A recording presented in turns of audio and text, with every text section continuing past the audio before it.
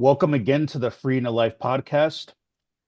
And we got a very interesting subject to talk about, something that is a very hot topic. And a lot of us have known somebody who has been basically love bombed by the congregation because now that the JWs are allowed to talk to disfellowship people, it seems there's a whole lot of love bombing going on. Now, the original update had basically said that you can invite disfellowship people to the meeting.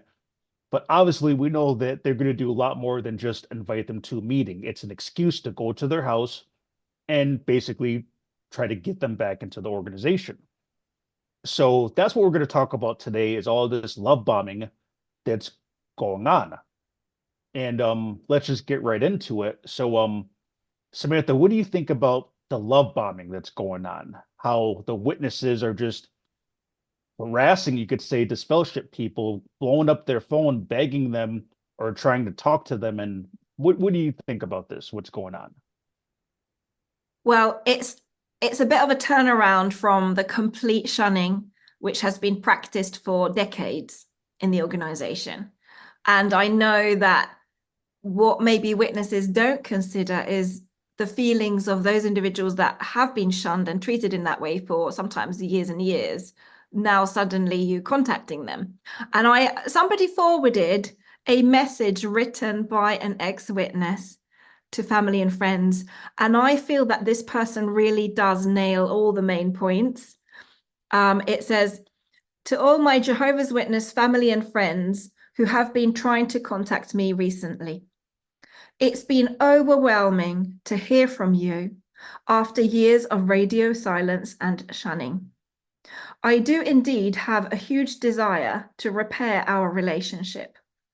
However, if I reconnect with anyone who has participated in or condoned shunning, there will need to be considerable effort and accountability demonstrated by you before I can trust or respect you the idea of a relationship. This process will certainly not be happening if it is dependent on me returning to your faith. Knowing that you are reaching out now only because you now have permission from your religious leaders shows a true motive and is an indicator of your level of respect and love towards me. I'm not wanting an invite to the Kingdom Hall or an I'm sorry, and we carry on business with such a large elephant in the room. I want to make sure that there has been a genuine change in your heart and mind toward those who, like me, leave your faith, and that you have made positive changes in your course of action towards those who have been and are currently being shunned.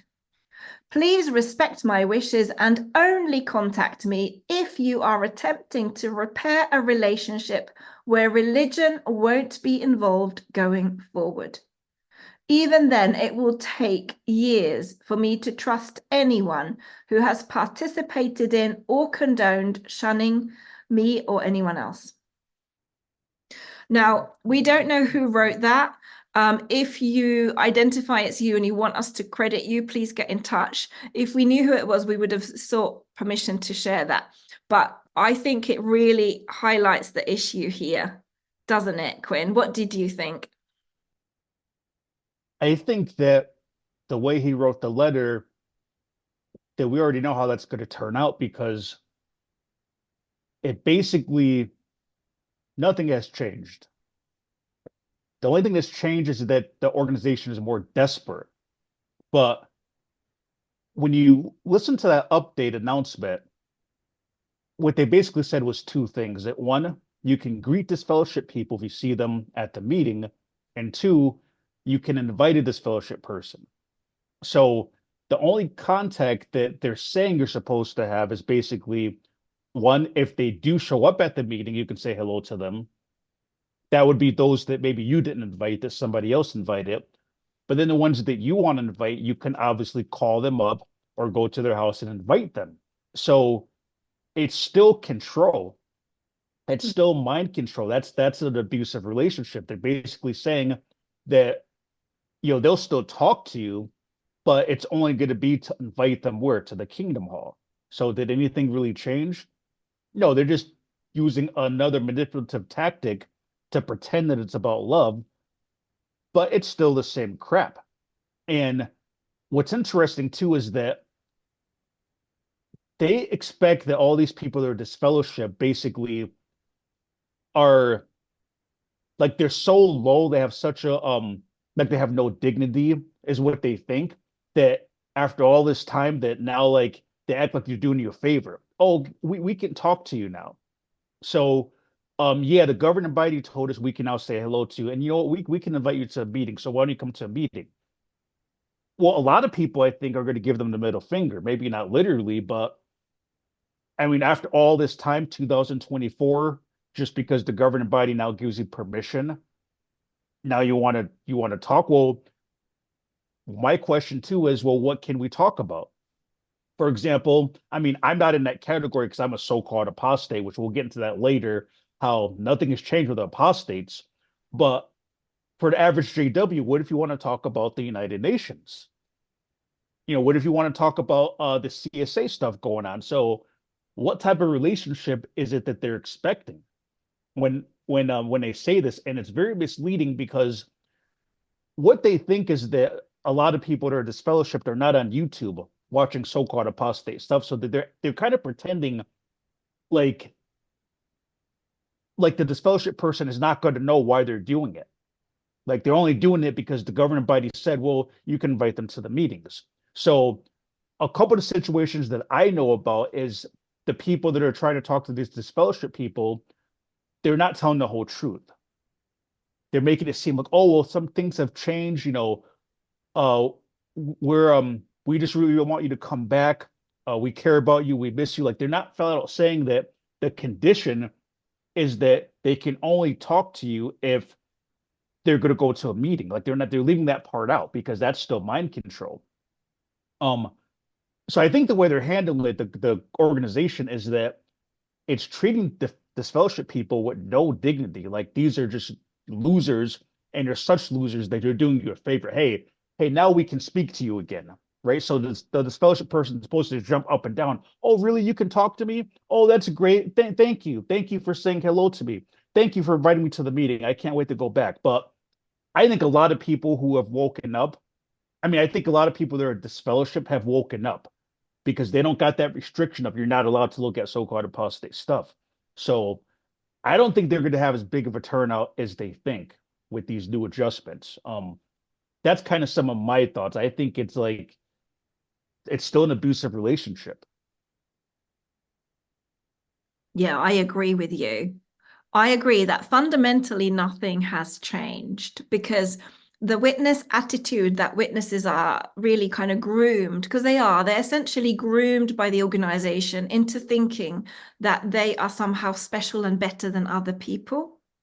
And that if you're part of the organization, you're special and better, and everybody else is worldly. And if you have either left, stopped going, or been disfellowshipped, you are obviously a worse person.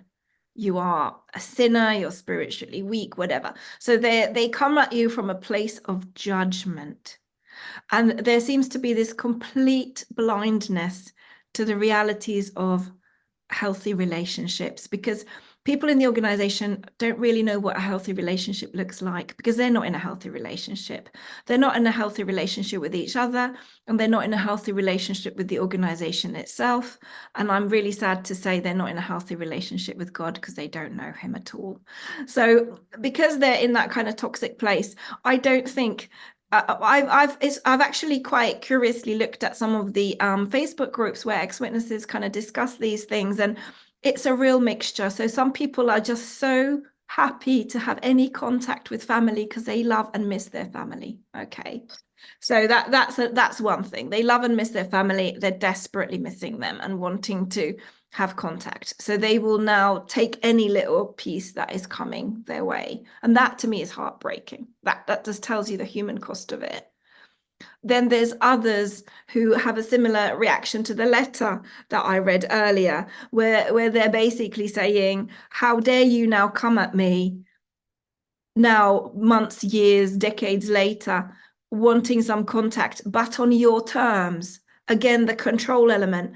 On your terms, I have to return to meetings to be spoken to. I have to basically just fit in again with the organization's requirements. That is coercion. That is control. That is not a healthy basis for a relationship. In a healthy relationship, there should be that mutual respect that we may disagree on things. We either don't talk about them or we respectfully listen to each other's opinions. There is not a controlling element of you must do this in order for me to speak to you. That's crazy. That's not healthy. So I would say be cautious about reconnecting with witness family. Make sure it's on your terms. Make sure you're very clear about your boundaries. Set those boundaries very, very clearly from the start. And do not feel that you need to start appeasing them in any way.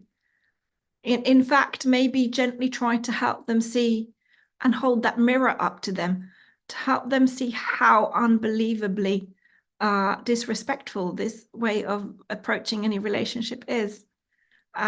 You're treating non-witnesses as less than human. Okay, you're treating non-witnesses as less than human. So try to explain that one to me. And you touched on something too, where you mentioned the judgment aspect of it, because they said in the announcement, oh, these people are spiritually weak. Well, one, how do you know they're spiritually weak? Because, I mean, as far as the governing body member that said that, because they've been gone, no one's talked to them. So they're just assuming, oh, if they haven't been at the Kingdom Hall, they're spiritually weak. They're just a weak, troubled person. Well, it depends on what your definition of spirituality is, because what they're really talking about is they're not brainwashed. They're not brainwashed with JW doctrine. They've been along, so they're not brainwashed. But a lot of people that have gotten healthy are spiritually stronger. You see, JW's got their own definition of what spiritual weakness is. So just the fact that they're approaching it as, oh, they're really spiritually weak, they're already pitying these people. And on another subject, but it's related, is that when I was a JW, they only talked about the JWs that their life was crap. Like, oh, this woman's got, 3 kids and all this stuff, and they're on drugs and like, but there are plenty of people that leave the organization that are successful. They go on to college, that are business owners, but they don't talk about those people. They always want to paint this picture that everyone who's left this religion is doing so horrible. So right from the start, by saying all these people are spiritually weak, they're coming to people with a spirit of pity already.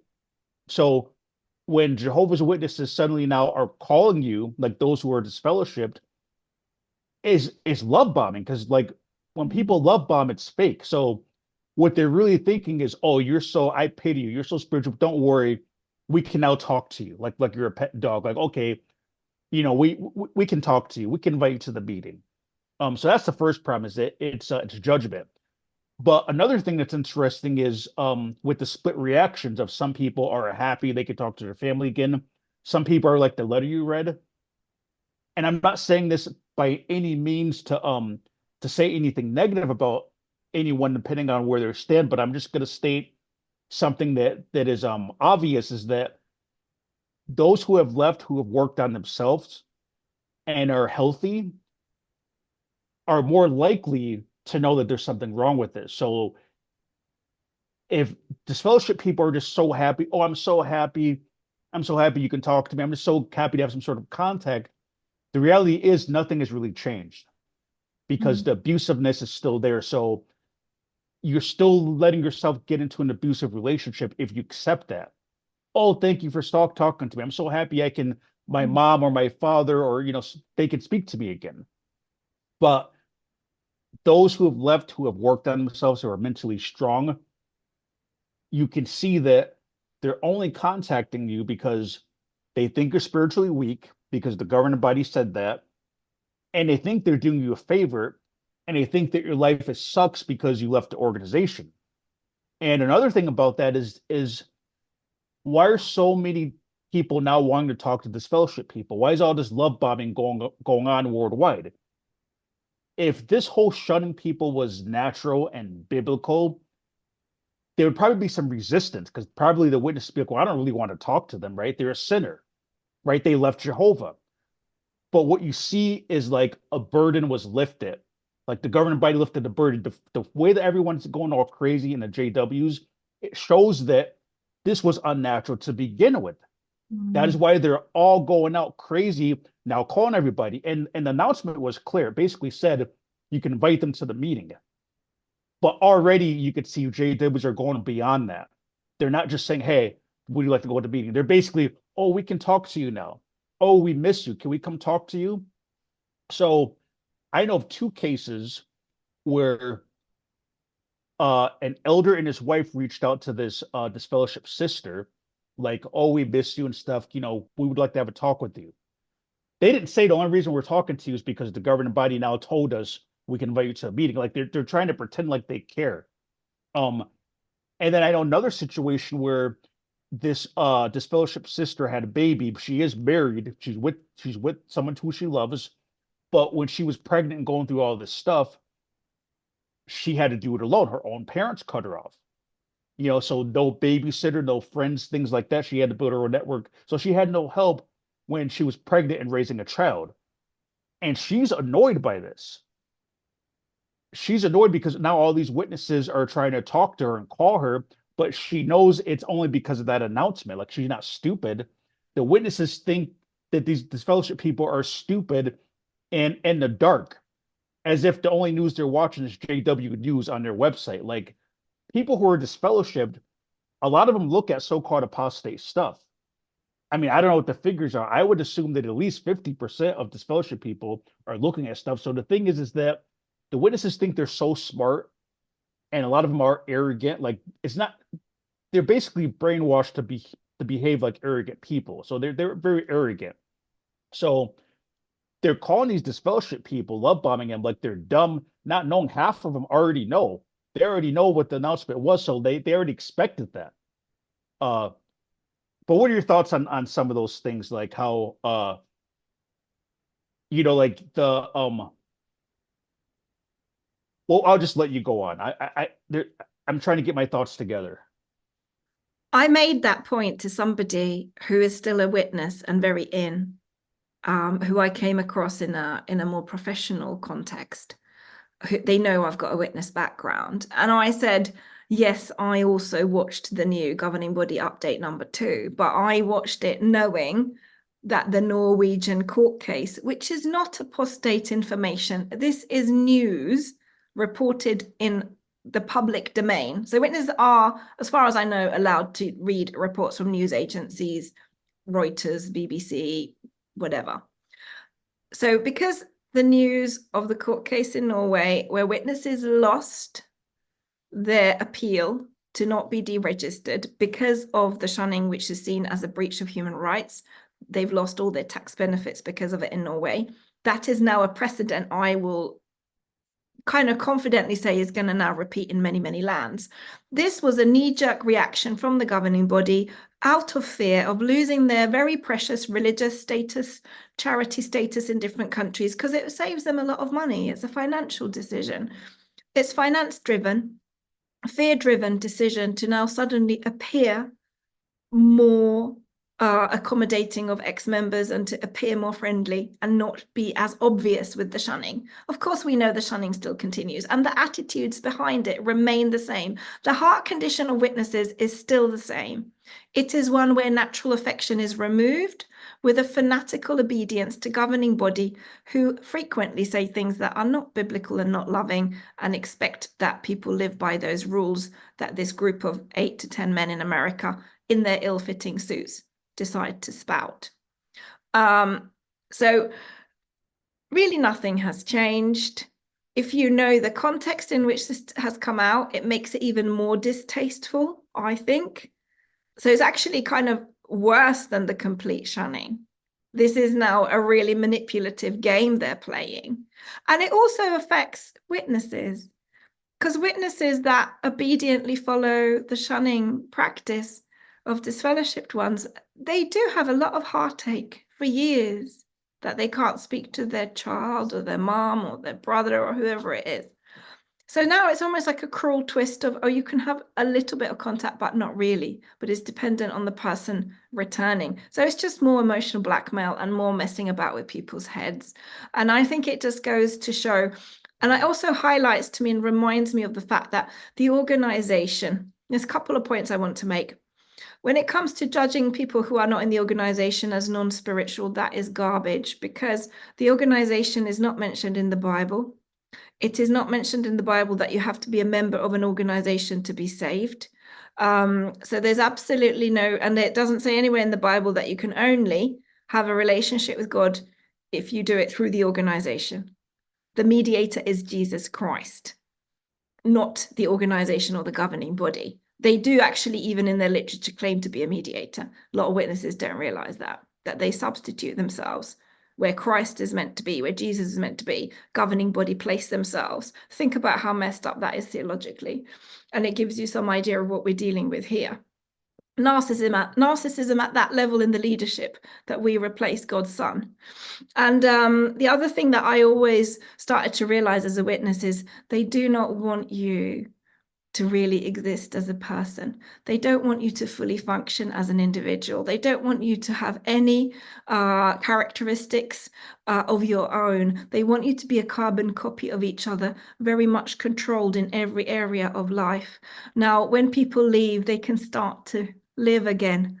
I know an ex-witness who's now having a tattoo on their arm of coming of a butterfly emerging from the cocoon, because that's how they feel coming out the organization, that they are now able to spread their wings and be who they were always meant to be. So you see, what happens is you leave the organization and you grow. And you develop as a person. You become your own person. You start to think more for yourself. You start to use the brain God has given you, and you can start to have different opinions. And actually, it's quite hard to maintain conversation and contact with people in the organization, even if they're open to it, because their world is very limited. Their way of looking at things is very limited and very negative. So you need to really think, do I want that kind of people in my life? In a big way. They're going to hold you back. They're going to shackle you down again. That's my opinion. Yeah, and how you put that, do you really want those people back? So a lot of XJWs have gotten counseling to get past all the trauma, because it does psychologically mess you up to be shunned like that. That's not normal. Um it's a known fact that abandonment can cause all types of like emotional challenges. Being abandoned, you're abandoned by everybody at once overnight. That's not normal. That's not human. So there's a lot of XJWs that have gotten counseling. And so to go backwards after you say we've gotten help, and then to go backwards and now let these people into your life again, for what? For this, for other conditions? Well, we can talk to you, but you have to show some interest in going to the meetings. Not just that, this is an organization that flip-flops more than any other entity that I'm aware of. So what happens if they change it? They could change it and say, well, we know we said that, but Jehovah made the light brighter, and you know what? You can't talk to them. Like, what if you never know? Like, this organization, they flip-flop all the time. So right now, they're saying these are the rules, but what happens if they flop it again? What if they say, well, you can only talk to them if they're willing to have a Bible study, or something like that? So it's something to consider for those who have gotten help and worked on yourself and moved away, because now these people want to come back in your life. So yeah, that's one thing to think about. Another angle that I was thinking is that, what about situations where, say, people have committed suicide? So think about the witness, because you said one thing too, Samantha, how it also affects witnesses themselves, not just the disfellowship person. So think about the witness that had a relative or something that did commit suicide, and now they're told, oh, you know what? Yeah, you don't have to completely ignore them. You could at least be civil. Well, that can mess somebody's head up, because they can think like, I could have talked to my son or daughter that committed suicide. Like, now you're saying that that would have made a difference. And another thing similar to that is funerals. So I've heard of situations where people had a relative that died and the congregation didn't even notify them because, oh, they're disfellowshipped. Like that's a real thing. It Now, happens a lot. yeah, That happens a lot. And that is fundamentally cruel because even if there wasn't a relationship, to not be able to pay those final respects mhm, in that setting is really damaging for the grieving process. I say mhm. that as a individual with training in mental health and therapeutic counseling. That is actually really a despicable act on the part of witnesses. So I didn't think they changed that. So let's say that you're a disfellowship person and you weren't even notified that someone had passed away. But now they'll notify you because now they can have that little conversation with you. So those are things that it's pretty messed up to just switch things like that. And then it also vice versa. So let's say that it's the disfellowship person that died. Well, that could mess a witness up too, because they could be thinking, well, I was loyal to Jehovah, but now it's like you could have talked to that person. Maybe your disfellowship person is on their deathbed and you ignored them because, oh no, the Jehovah said no. They left Jehovah. Now it changes, and now you could be thinking, you mean I could have went to go see my dying brother or sister because now we can't speak to them? Um, and this shows you Mm. how selfish the the people that run Watchtower are. And I say the people that run Watchtowers because I really don't think those men that we see are capable of brainwashing 8 million people. Like, I feel like there's more to it than just what we see. That's a whole nother subject.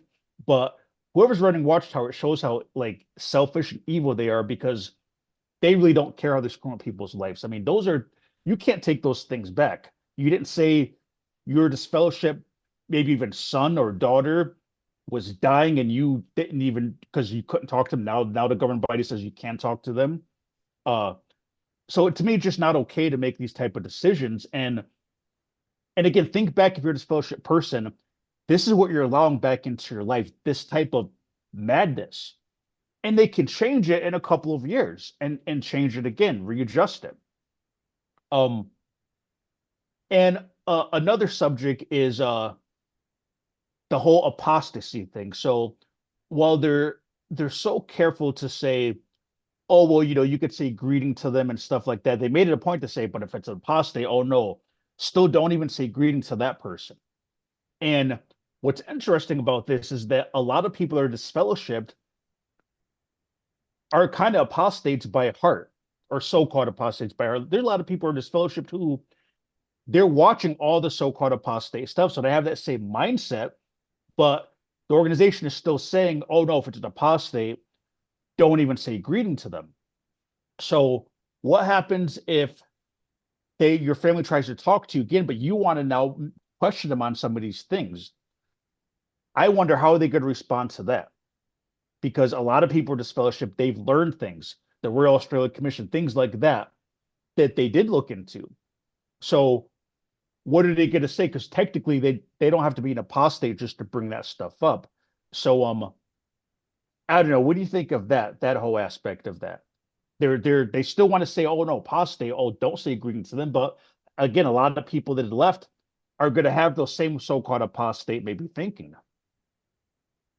Well, this is it. And I think the whole disfellowshipping, shunning people, it is to keep people in the organization and it is to control people into coming back. Um, and it just really flies against any notion that God is loving, because why would he create family to destroy it intentionally? And why would he ever use emotional blackmail of any kind to get somebody to do something? That's not the God of the Bible, who gives people free will. So I just think there's just so many I just can't see. I find it now incredible that witnesses don't see this, but they don't, because they're kind of, like you said, they're brainwashed and controlled in such a way. But I think you're correct. Anybody who's been out for some time will start to think about things differently. They will come across at least some information that will make them reevaluate, reassess what they know about witnesses, what they believe about that place. I know many people who go back in and get reinstated. They do not believe anything the organization teaches anymore because they've had time to research and look at other stuff and they've got more of a wider context on things. But they just get reinstated so they can see their daughter or their son or their family members. They will maybe not talk about these things, but they have full knowledge. I would argue that there's very few that leave that stay in the JW mindset fully because you're out of that sphere of influence. You are going to start thinking a little bit differently. So they basically can't even possibly quantify who is an apostate, who isn't. They can only really say, okay, that person's definitely an apostate if they're doing things publicly like we are, and putting it out there. Okay, then you got demonstrably some evidence, but you don't know what, like you said, you don't know what they've been watching online, what they've been researching while they're out, and how much their thinking has changed. So I think it's going to actually speed up a lot of people waking up because they're going to have contact with, they're going to try and make contact with people that they haven't spoken to. And a lot of those people will start planting those little seeds in their minds of actually, it's not all how you portray it and it's not all how you think it is. I like that term you use, emotional blackmail, because it is blackmail.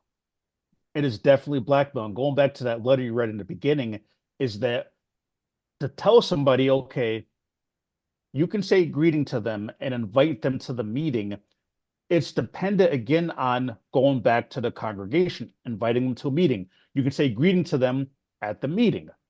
So essentially, they're still saying that you have to show some sort of interest and want to be part of the congregation for them to have anything to do with you. Because what if a person says, I'm never going back to the Kingdom Hall because it's a false religion?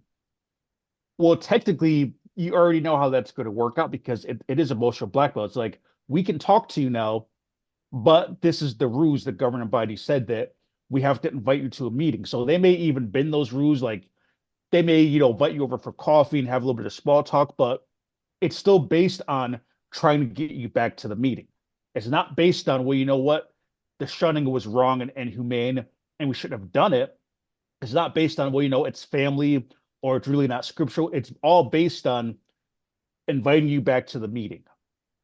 So it is blackmail. And I can see too why a lot of people that leave the Jehovah's Witness religion become atheists, because they put such a negative reputation on God. Like they make God to be out like he's this like insecure, weak, like narcissistic person that like he's always jealous and he's got to blackmail you to do, like, what kind of God are they serving?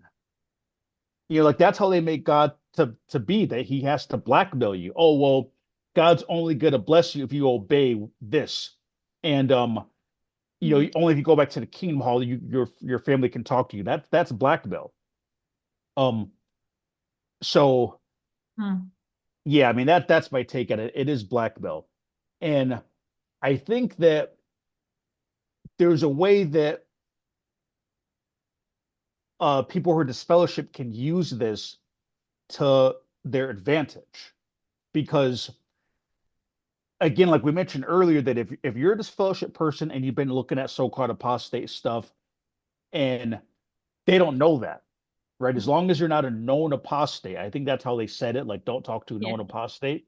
So what you could do is play the game a little bit. I don't really mean play along too much, but basically you can now ask them some of those tough questions and say, hey, if they say, oh, you want to go back to the meeting, say, well, you know what? I don't know if I want to go back to the meeting because of what I heard in Australia. And now what are they going to do? You're not an apostate. They approached you, right? You see, what they think is that they're in control. And that's another form of an abusive relationship, is the abuser always has to be in control. So they think they're in control, that they're only going to talk to you about getting you back to the meeting. Like, this is how it's going to go. We're going to call them and we're going to invite them back to the meeting. We'll have a little bit of small talk with them. That's what they're expecting. But because they contacted you, you can ask them those questions. Well, I was thinking about going back to the meeting, but I don't know. This is kind of concerning me. What about this? What about the United Nations? What about that? What about this? So, that's something that people, you could, and you could also maybe help wake up family members too, because if you have family members now that are trying to talk to you and you're not a so-called apostate, you can tell them why you're not going back. I am not going back, or I don't want to go back because this and that, and what about this, and what happened over here, and why is this happening? Why does the elders book say that when there's sexual child abuse, call the branch? Right? Why do they say that? Why don't they report it?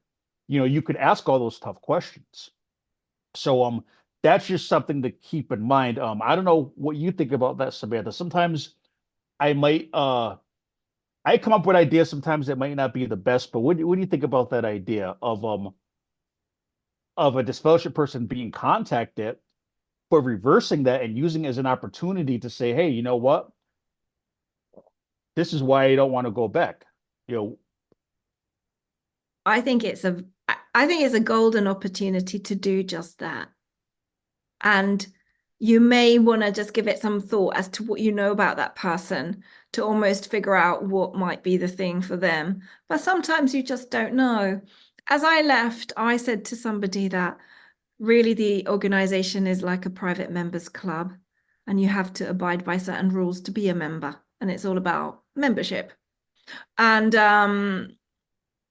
that person has now left and said to me, it was something you said about it being a members club that never left me.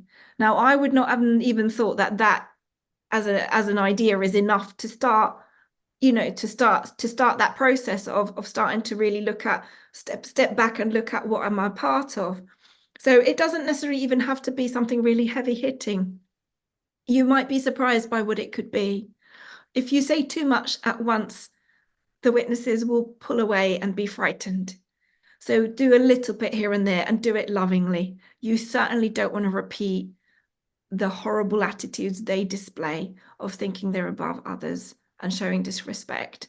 You want to show actually the healthy thing to do is model behavior. So this is an opportunity for us to model behavior that is healthy, that is relational, that is loving and respectful. And their love is conditional. It's going to be a challenge for us how we respond. If you are very hurt, still healing, figuring stuff out, it might be better for you to just politely say, I am not ready to connect with you right now because of all the hurt. So consider your own situation and your own resources. Take care of yourself, prioritize yourself. I think that's really key here. And yeah, without a doubt, groups like Witnesses really do put people off anything to do with spirituality and faith, God, Bible, any of those topics. Again, I think it's a question of healing, and being able to separate those things, being able to separate what people do, what manipulative cults do from what in reality is out there. But that's a process. Nobody should be, again, pushed in any way, coerced. If they feel at some point they've healed enough to maybe look at things again, great. If not, we respect that and completely understand. So yeah, I think my kind of final thought on it is consider where you're at and what you're comfortable with and be very clear about setting those boundaries. Do not allow them to try to manipulate you. We're outside of the Witnesses now. We're no longer part of it. We have got that freedom to make those choices. and that kind of brings me to my final question. And I'll have you answer this first. Do you think that the Watchtower overplayed their hand with thinking that they still got this kind of control over people, that they can make all these crazy changes? Okay, no more service time. You can now wear beards. Now, apparently, you don't have to dress up to serve Jehovah. You can wear slacks. All these changes. Now you can talk to disfellowship people.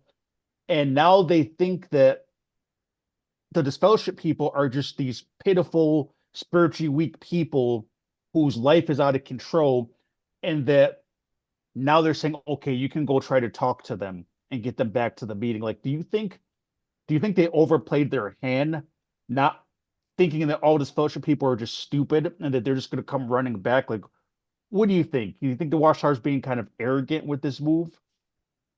Oh, they're absolutely arrogant. They're absolutely arrogant, and that's going to be their undoing. That's going to destroy the whole thing. It's already cracking. All these changes we see, a lot of the reasons there has been changes is because there's been a court case somewhere and they've lost. And they've lost that court case or several court cases, and they've been backed into a corner. Do not look at governing body as men anointed by God.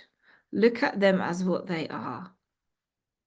Manipulative individuals running a mega church, which is actually just a corporation. They rely on controlling people for their income, for their empire, which is built on properties and publishing and free labor. They don't pay anybody. Think of the amount they would owe if government suddenly told them that Bethelites need to have a pension plan. Bethelites need to be reimbursed with a minimum wage for all the years they've been there. NI contributions. Imagine if that was called in. The whole thing would be bankrupted overnight. And I do believe something drastic at some point will happen, probably to do with CSA and criminal activity. There will be exposés of the organization. And I think that at that point, these family that are coming now to try to little bit make a contact, remember that within the next 5 to 10 years, they're going to be broken people with their faith really shaken. So I think keep that in mind as well. Look after yourself primarily, but remember the organization is crumbling and it is breaking and it is failing and it just can't survive in this modern age. Google alone is enough to destroy it, really. So I think that's kind of my kind of like more long-term view. Just remember where it's headed. And you might find in yourself to have a bit of compassion to those witnesses that are reaching out to you. They think they're in a position of power. In fact, they're not. They're kept in dark and ignorance and control. We are the ones that are free and alive, and we are the ones that have access to actual information. So yeah, so maybe keep that in mind. And one thing too that I think of how they are overplaying their hand is they know how dangerous so-called apostates are, right? They're so dangerous. And we talked before on one of the episodes about how we must be so powerful, right? We're more powerful than God because a 15-minute video from us is so dangerous it could completely eliminate all their spiritual food. But so they know how dangerous so-called apostates are of the witnesses finding out the truth about the organization.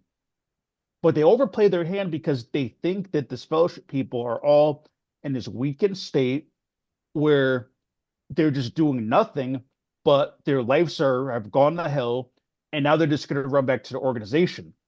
Where I think they overplay their hand is that while they're careful to say, "Oh, you can't talk to so-called apostates," by opening a door that's not going to really be supervised of all these family members that are trying to talk to their disfellowship family members, a lot of those disfellowship people are on the same mindset as a so-called apostate. So they're leaving themselves vulnerable to all the apostate stuff because a lot of people that are disfellowship may question their relatives now and say, well, what about this? I'm not going back because of this. Did you hear about that? So I think that's one thing that they overplayed their hand, and I think they underestimated the so-called spiritually weak disfellowship people. Those so-called weak disfellowship people are a lot smarter than they realize. And I think it's going to backfire because now a lot of Jehovah's Witnesses are going to hear about the Royal Australia Commission and things that they never heard before, because before, oh, you're an apostate. So I do think they overplayed their hand, and I think it's going to blow up in their face what they're doing.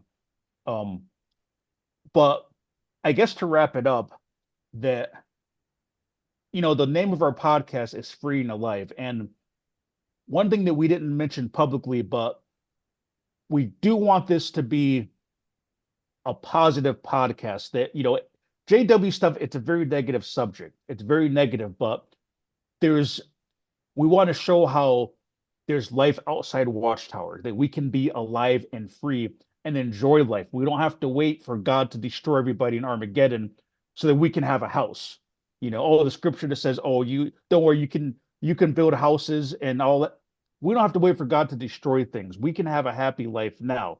So that is really what we want to do, is bring light to this podcast, of leaving Watchtower and being free and alive. And the reason that I say that is because what this new adjustment is with talking to this fellowship people and inviting them to the Kingdom Hall, they're trying to lock you up again. They don't want you to be free. So you're free now. Those of you who have left their disfellowship, you're free. You're free to research what you want. You can do what you want. You can date who you want. You can marry who you want. You can research any religion. You're free. You're completely free. You don't need governing body to tell you whether or not you can have a beard. You don't need governing body to tell you that, okay, you don't have to wear a suit and tie to the meeting, but you still may wear a suit and tie if you want to. Like they even made it a point with the dress code to say, okay, you don't have to wear a suit and tie. Women can wear slacks, but even if you do not have a part, a woman may choose to still wear a skirt and dress even if she does not have a part. They're still telling you how to dress, giving you permission to say, you know what, you could still wear a dress if you want to, even if you don't have a part. So the point that I'm bringing is that you're free now. You don't have to wait for governing body to tell you what to wear. If you want to grow hair in your face that God gave you, who to marry, when you can and can't talk to people, you're free now. So just remember, those of you who are disfellowship, they want to lock you back up into Watchtower prison. That's what they want. And there was one more point I wanted to go backwards. Well, I forgot what the point was. I'll have to mention that in the next podcast. There was something. Let me see if it comes to me. I lost my thought. Yeah, I'll mention on the next podcast. It was something else about this whole thing that I wanted to touch on, but I can't remember what it was. Yeah, I think your point about it being a prison is very valid. Even with these supposed relaxed changes, there's still such a strong element of control. You are now allowed to do this because we tell you, not because you've been able to use your brain and reason on something yourself. So yes, interacting with family that are witnesses, going back to meetings, well, remember that they're trying to do exactly that same thing, to basically control your mind again, lock you back in that prison. Witnesses can't see it themselves. They cannot see what a pitiable state they're in. We can, because we're in the outside looking in. It's a very different vibe. It's a very different place to be. Yeah. So yeah, really weigh it up. Weigh it up. Don't feel any pressure to interact and respond. That's what I would say. Very well said. So I guess that will wrap it up for this episode of Being Free and Alive. And there is a better life outside the Watchtower organization. God did not create humans to suffer and to be controlled. He wants us to enjoy life now. Life is beautiful. Whether you believe in heaven or reincarnation or whatever you believe in, the earth is a beautiful place, and God didn't make this beautiful earth just so we can just suffer and wait for Armageddon for God to destroy everybody. God wants you to live a happy life now. Whatever you believe, life is meant to be lived now. So we hope that all disfellowship people take advantage of your freedom and don't run back to Watchtower. You don't need governing body to tell you how to dress or how to act. And if your family wants to have a relationship with you because they generally want to, by open arms, do that. But if it's just because governing body said that they could, but only on the only based on blackmail that you have to show interest in going back to the meetings, don't lock yourself back up. So thank you again for joining us. And we hope that all of you are here for the next episode. Thank you.